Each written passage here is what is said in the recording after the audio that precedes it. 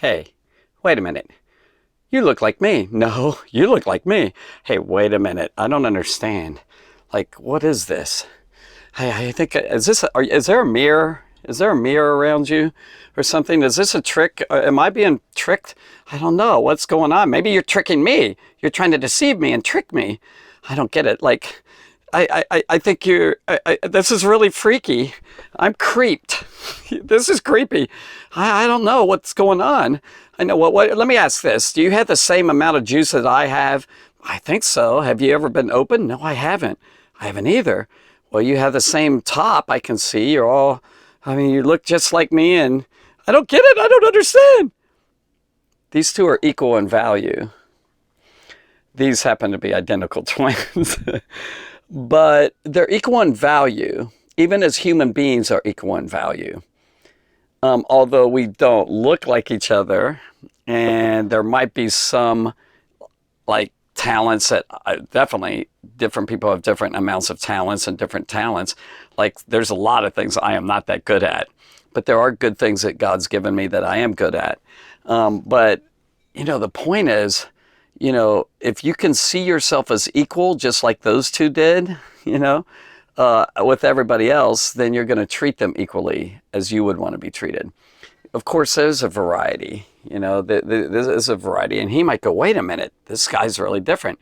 He's kind of taller than me here. Hey, shorty, what's up? No, but, the value is still the same.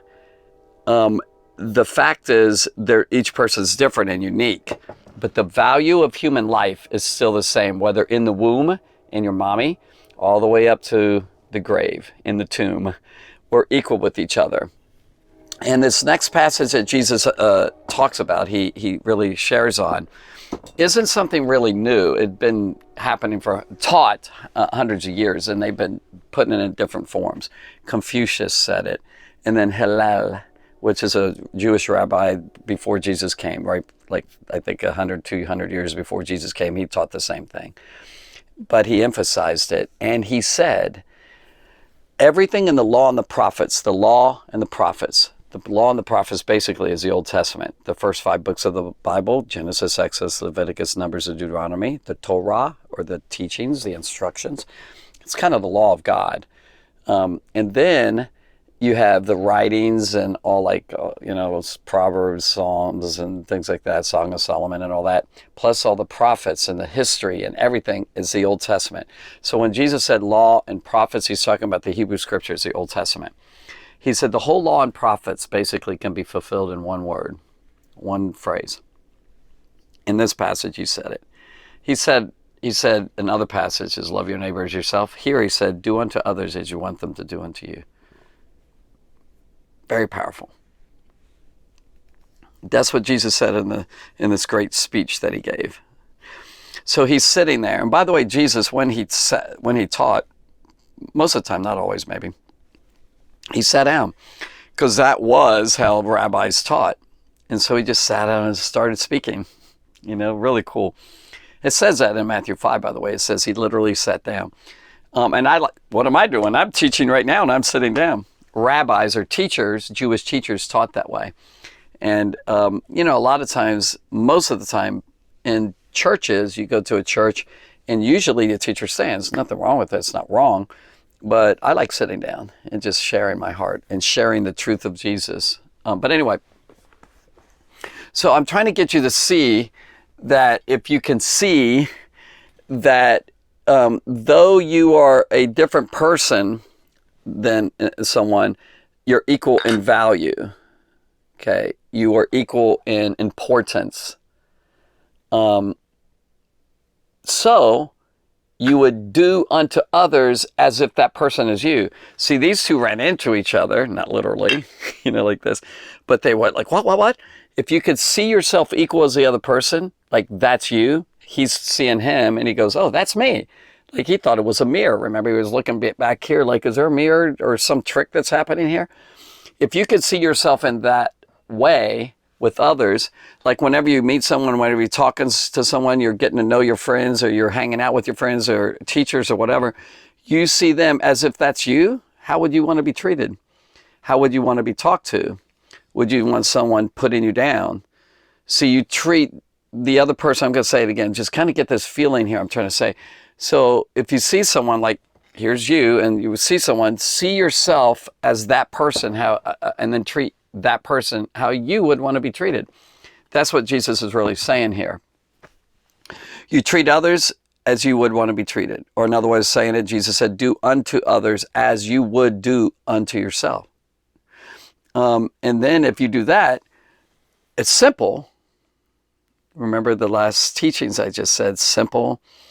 It is like deep. It is powerful, and it's life-changing. If you take this word, just this one little word that Jesus said, they call it the golden rule. It's a cute little name. It is golden. It's the top, of the mineral system, or gold is probably best, I guess. Maybe, I don't know, diamonds, gold, whatever. It's just fantastic principle here. If you take this and live by it, child, take it right now. Take it in. Take it in. Just think about it. Okay, I'm going to begin treating everybody as if that person's me, like you're looking in a mirror. And I go, wait, is there a mirror? You're looking at myself. Or am I looking at myself? Okay, so if you could do it that way, then you're going to fulfill the prophets and the law. Remember, Jesus said, I came to fulfill the law. He came to share, for one thing, what the laws really had meaning of. And that's why I said, you've heard it been said, but I say unto you. You've heard it been said, but I say unto you. He's given a fulfillment. He's given a completion. He's really sharing what the heart of the law is.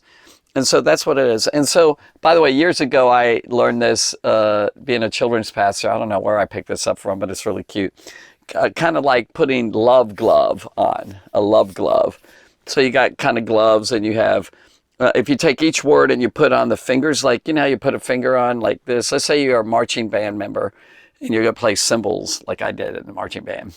And then I played trumpet. But anyway, I started with cymbals. Anyway, so yeah, you put the glove on, you put each finger on, or let's say you're a girl and you little dainty, little white, you're going to be in a wedding, and you do this. And so you have do unto others as you would want them to do. And then for the marching band guy or whatever, unto you. You pull it down like, okay, got my hand in there. Or the girls will have little buttons, unto you, or whatever. So let's try it. You want to try it with me? Even if you're an adult, I'm an adult. And so this is good stuff. So you kind of remember it better. Try this. Do, and if you're a teenager, you're thinking, this is weird. I feel weird. Oh, get over it.